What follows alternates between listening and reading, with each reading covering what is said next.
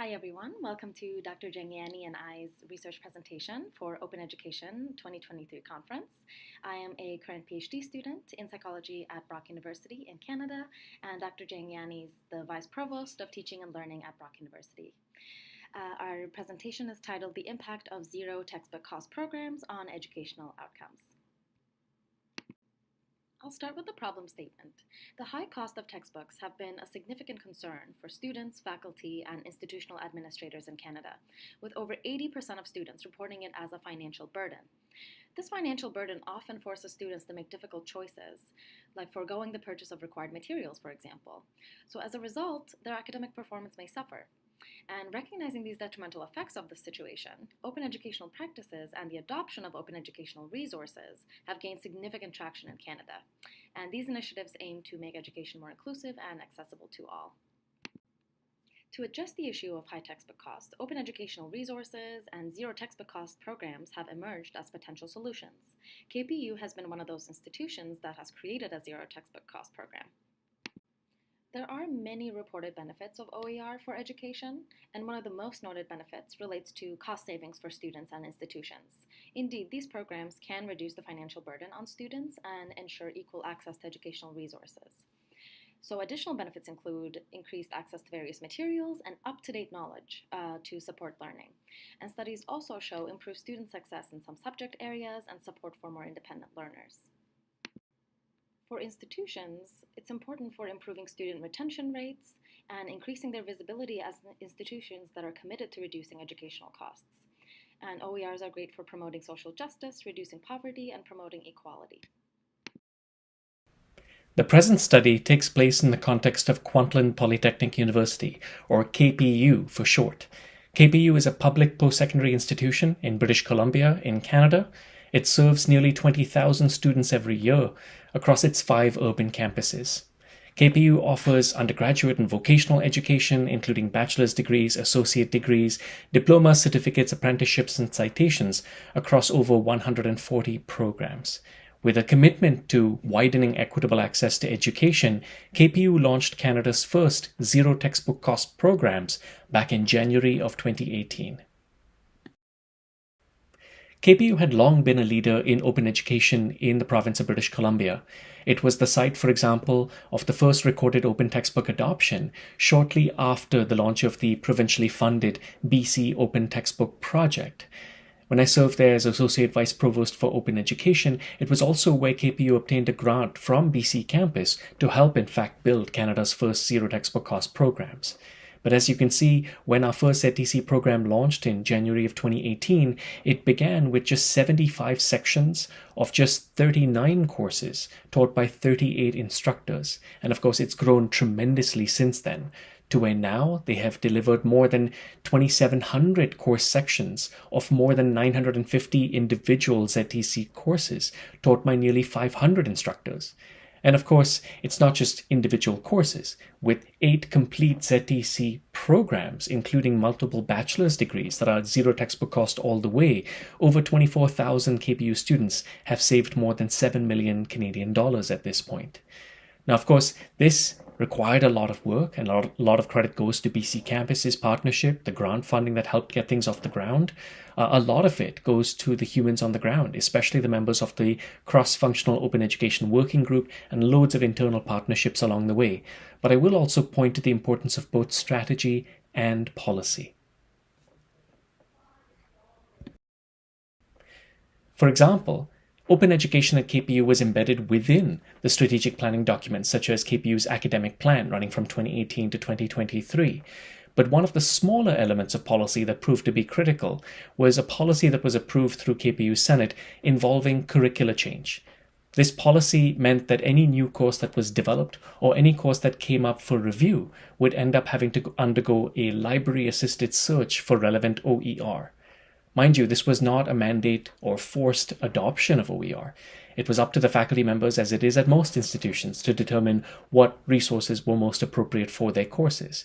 But it was an important nudge to make sure that everybody was making an informed choice, and of course, simultaneously, a commitment to building the institutional infrastructure to make sure that that choice was actually being supported. So let's talk operational definitions for a moment. What qualifies a course as constituting zero textbook costs at KPU? Well, there were 5 pathways. The simplest one is certainly, as you can see, all of the sections taught by instructors who simply did not require any course materials to be purchased at all. The second, and perhaps the most important, certainly the most sustainable from our perspective, were all of the courses that utilized open educational resources. Whether these were simply located and adopted, whether these were adopted and perhaps even adapted along the way, or even the many books that KPU itself over the years began to publish as we created a fairly robust open textbook publishing infrastructure at the institution. But 3 other pathways also existed. One important one consisted of the use of library resources, including those where our collections budget was strategically used to alleviate the cost burden for students, whether this was with digital, print, or a combination thereof. Instructor-created resources that were not actually carrying an open license was a 4th pathway, and this included materials that instructors would deliver to students via the learning management system, for example. And finally, there was a set of courses that also utilized free online resources that were not actually openly licensed, but in some cases, these had to do with government information, tax law, or other such resources. Mind you, even though I'm describing these as 5 discrete pathways, please note that in many, many cases, it was actually multiple pathways that constituted ZTC. It was often the case that a course would utilize, let's say, OER and library resources, but of course it still maintained the zero textbook cost threshold. There were also very interesting questions fairly early on about what would constitute the boundary of our definition of zero textbook cost. For example, there were questions about things like lab manuals and access codes for online homework platforms. We determined that those 2 types of materials were sufficiently proximal to the question of a textbook that the use or the required use of those would disqualify a course from the ZTC designation. Conversely, things like art studio fees or requiring a lab coat or a calculator, things that were less proximal to the question of a textbook, were still permissible for a course that was considered zero textbook cost. And finally, given that we had launched a print-on-demand system for open textbooks, at least for the students who actually prefer having a print copy of those books, courses that had print-on-demand as optional but not required still qualified as zero textbook cost. There were other courses I will add. I'm thinking about a specific language course at KPU at the time as well, where print copies were actually required. So that would be an example of a case where a course was using an open textbook, but it would not be zero textbook cost because the students were required to purchase it. But in almost every other case, the print copy was simply optional, and so having that set up did not disqualify a course as being zero textbook cost. So having established the 5 different pathways, or the combination thereof, that would qualify a course for the ZTC designation at KPU, I will note that along that journey, KPU went from simply listing all of those ZTC sections on a single visible public web page to eventually integrating that information into the course timetable. This is a step that involved a lot of legwork, as you might imagine, a lot of partnership with our Office of the Registrar at the time, but especially an incredible amount of ongoing work every single semester, making sure that there was data collection and cross-checking about which course sections qualified for that ZTC designation. However, this is the very integration that allows not just students to determine which courses were ZTC, but also from a research perspective for us to filter institutional level data to look at the impact of the ZTC initiative, not just within a particular year, but over several years. The present study aims to investigate the multi-year impact of Canada's first ZTC programs on educational outcomes, and we're specifically focusing on student enrollment rates, persistence, and course performance. Now I'll talk about the following variables that were measured and analyzed in the study. So our variables of interest were seats fill rate, which is the percentage of available seats in a course selection that have been filled. Withdrawal rate was something else we were interested in, the percentage of students who withdrew from the course, and DFW rate, which is the aggregate percentage of students who earned a grade of D or F or withdrew from the course. We were also interested in mean GPA, so the mean grade point average earned by all students enrolled in a course section, and also the aggregate percentage of students who earned an A or B in a course section. The hypotheses for the study were pre-registered on the Open Science Framework platform, so everyone can look it up there. It's called the Impact of KPU's Zero Textbook Cost Program, and we pre-registered all our directional hypotheses and what kind of analyses we'll be conducting for transparent science. We hypothesized that courses with ZTC status, so zero textbook cost status, would exhibit higher fill rates and withdrawal rates that are either equal or lower than the non-zero textbook cost sections, comparable or lower rates of grades of D, F, or a withdrawal, and a mean GPA that is equal or higher than the non-zero textbook cost sections, and a proportion of A and B grades that is either the same or higher than the non-zero textbook cost sections. Now we'll talk a little bit more about the data collection procedures. So data were collected during each semester as part of the regular data gathering and analysis conducted by the KPU's Office of Planning and Accountability. We have received research ethics approval for the secondary analysis of this data, and specifically we looked between January 2018 and August 2022. Specifically, we looked at course enrollment, persistence, and performance of undergraduate students. So the data were extracted from KPU's Student Information System, which contains comprehensive information on student course enrollment and performance. And this is across all undergraduate faculties, so this includes domestic and international students. Our analytic sample included a large number of course sections offered between January 2018 and August 2022, with majority being Faculty of Arts and Faculty of Business, followed by School of Design, Faculty of Health, and Faculty of Science and Horticulture. And regarding ZTC status, 81.4% of courses offered were non-ZTC, and 18.6% of the courses were ZTC. Our results provided compelling evidence regarding the positive impact of ZTC course sections and supported our pre-registered hypotheses. So ZTC course sections had higher fill rates, lower rates of receiving a grade of D, F, or withdrawal. They had higher mean GPAs and also higher proportion of A's and B's compared to non-ZTC course sections. Just going through the results one at a time, I'll start with the seats fill rate. The light blue color here is the ZTC course sections, and the dark blue is the non-ZTC sections. And we can see that the ZTC sections had slightly higher fill rates compared to the non-ZTC sections.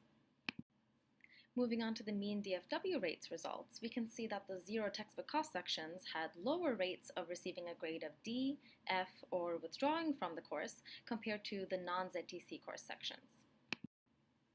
Moving on to the proportion of A and B grades earned in the ZTC and non-ZTC sections, the zero textbook cost course sections had a higher percentage of A and B grades compared to the non-ZTC sections.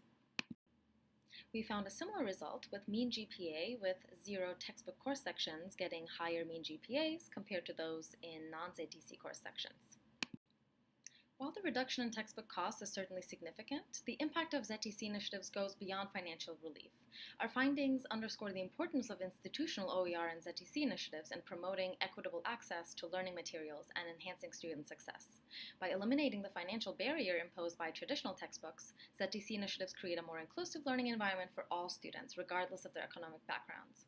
So the positive outcomes observed in the study suggest that educational institutions should consider implementing and expanding OER and ZTC initiatives as part of their broader strategies to enhance student learning and success. These initiatives have the potential to not only alleviate financial burdens, but also contribute to increased enrollment, improved academic performance, and higher student retention rates. In conclusion, the findings of the study underscore the significant impact of ZTC initiatives on educational outcomes at KPU. By enhancing the enrollment rates, academic performance, and persistence, ZTC initiatives demonstrate their potential to create a more inclusive and equitable learning environment. As educational institutions continue to explore innovative approaches to support student success, the adoption and expansion of these ZTC initiatives should be considered a key priority. And by doing so, institutions can maximize the benefits of cost savings while also fostering a positive environment conducive to student achievement and learning. While the study provides valuable insights into the effects of zero textbook cost sections on student outcomes, it is important to acknowledge the several limitations that should be considered when interpreting these findings.